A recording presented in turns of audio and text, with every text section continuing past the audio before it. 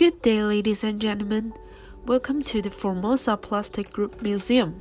To explore this museum on your own, please use our self-guide tools to navigate our museum. We'll help you know more about the FPGM. Currently, we are on the second floor. You will recognize the oil painting is the founder of Formosa Plastic Group, FPG, Mr. Wang Yongqing. He established the Formosa Plastic Group and then became one of the most successful entrepreneurs in Taiwan. Founder Mr. Wang Yongqing was born in 1917. In 2008, during a business trip to the US, he passed away peacefully in his sleep during the early morning hours of October 15 at the age of 92. Let's go straight and see the left-hand side. Here, you can see the important steps that Mr. Wang took to build his plastic empire. The stories of his life and the steps he took to build the empire are presented on the second floor, where they are designed in a nostalgic style. Viewers can catch a glimpse of the days when he sold rice before going into the plastic industry. When he was 38 years old, Mr. Wang founded the Formosa Plastics Corporation, and then he witnessed the glorious history of Taiwan's economic development. As you can see in the back, there are two portraits of the two founders, Mr. Wang Yongqing and Mr. Wang Yongzai. The background of one portrait shows that Mr. Wang Yongqing joins in the 5,000-meter run, one of the FPG's annual sports activities. The background of the other portrait shows that Mr. Wang Yongzai is at the 6th naphtha cracker plant. The oil paintings also present both the personal and professional ideas of Mr. Wang Yongqing and his younger brother, Mr. Wang Yongzai. They implemented their management ideas and led employees to improve the group's performance and help enhance Taiwan's economic competitiveness. These two founders of the FPG empire complemented each other perfectly and respected each other greatly. They were spoken highly of by others and praised as a model for both business and personal relations. Would you please keep going? You will see the display wall presenting photographs of the main members of the founder Wang's family. The first man is Mr. Wang Changgen, the two founders' father. He passed away due to an acute intussusception condition. In order to provide the people of Taiwan with high-quality healthcare, as well as to avoid the same tragedy happening to other families, Formosa Plastic Group founders Mr. Wang Yongqing and Mr. Wang Yongzai established Changgen Memorial Hospital, CGMH, in 1976 in memory of their father, Mr. Wang Changgen.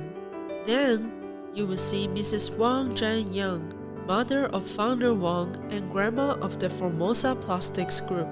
Mrs. Wang was a lady of traditional virtues and excellence. Living in poverty in her early years, she single-handedly supported the family by growing vegetables, raising livestock, processing tea leaves, and transporting goods and water. Working tirelessly, her perseverance, self-reliance, and willpower were much to be admired. Her life philosophy has had a profound influence on her children. Mrs. Wang Zhanyang passed away serenely in 1995 at the age of 108. Her diligence, frugality, and willpower will forever live on as the spirit of the Formosa Plastics Group. Next, you will see Formosa Plastic Group founder, Mr. Wang Yongqing, who was born in 1917, the eldest among his family. He is known as the god of management in Taiwan. Then, in the photo is the second eldest son, Mr. Wang Yongchen. He was an exceptionally intelligent and knowledgeable young man, but unfortunately, he was stricken with tuberculosis and passed away at the young age of 26 due to absence of a cure. Third is the co-founder of the Formosa Plastic Group, Mr. Wang Yongzai. known as the chief engineer of the sixth naphtha cracking project. Founder Wang Yongqing and Wang Yongzai started their enterprise together, and they would always invite their mother to attend construction openings or company gatherings to share the glory with her. The closeness between siblings and their love for their mother has always been a tale frequently told in Taiwan. Please turn to the back, and you will see a wax figure of a hardworking woman standing in the fields. The wax figure is a portrait of Mrs. Wang Zhenyang. She was a lady of traditional virtues and excellence. Grandma Wang used her wisdom and creativity and thought of burning wood and using the ash for soil improvement. Grandma also discovered from her vegetable growing experience that celery grew better and was more tender with less exposure to sunlight. So she built a bamboo scaffold to partially block the sun and support the celery stalks as they grew in height, allowing it to successfully grow up to 90 centimeters. Grandma's vegetables were quickly sold out at the market with good customer feedback. Grandma's invaluable personal traits include diligence, perseverance, frugality, and trustworthiness, and a strong will to seek the best solution.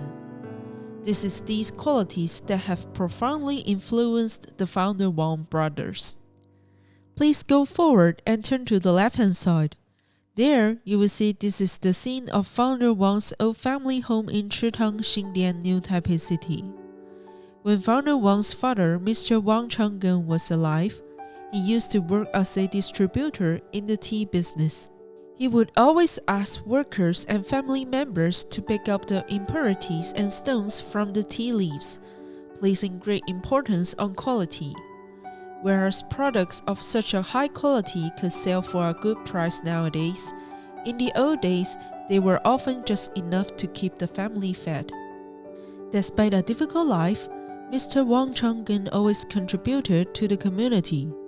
He donated to the construction of public works and helped the poor receive medical treatment. Widely recognized as a philanthropist among neighbors, his actions serve as an example for his children, who never forgot to help those in need when their careers prospered later on. Please go forward and welcome to the Wen-Yi Rice Shop. This is where it all began for founder Wang. To help support the family, founder Wang dropped out of school at the age of 15 and worked as a rice rationing worker in Chiayi. A year later, he opened a rice shop with 200 Japanese yen that he borrowed from his father. Founder Wang and his brother worked hard hand in hand to develop their business, and later opened a rice mill demonstrating their skills in business operations. Founder Wang was also talented at customer management. To satisfy their customers, he designed a chart to record the data that his customers would need to purchase rice, as well as each customer's payday. He would deliver rice to each family around the approximate day when rice would be needed and collect payment on their payday. Founder Wang once said, "Who would have thought that this little idea of monitoring practical necessities would be used as a foundation for building a concept for business management?" The basic idea behind any management system in the Formosa Plastics Group today can be tracked back to this one small idea, and has been formulated from the essence of it. Quite something, isn't it? The largest privately owned corporation in Taiwan has its roots in a tiny rice shop. This proves that no matter where you come from, a good solid hard work attitude is the key to success. Let's leave the rice mill and keep going through and look at this time tunnel. Founder Mr. Wang Yongqing used simple but innovative ways to establish small businesses. The first photo was taken in 1933. Founder Wang opened his rice mill in the countryside of Chiayi. Then, in 1942, he started up a brick factory. In addition, he also raised geese. The third photo was taken in 1943 when founder Wang began his business career by founding a lumber corporation on Chengde Road in Taipei City. Finally, in 1953, He set up a brick factory in Songshan district in Taipei City. After we leave the time tunnel, you will immediately see the old factory photos on the exhibition wall. Indeed, after the Second World War, there were only state-run enterprises in Taiwan with no opportunities for people to engage in commercial activities.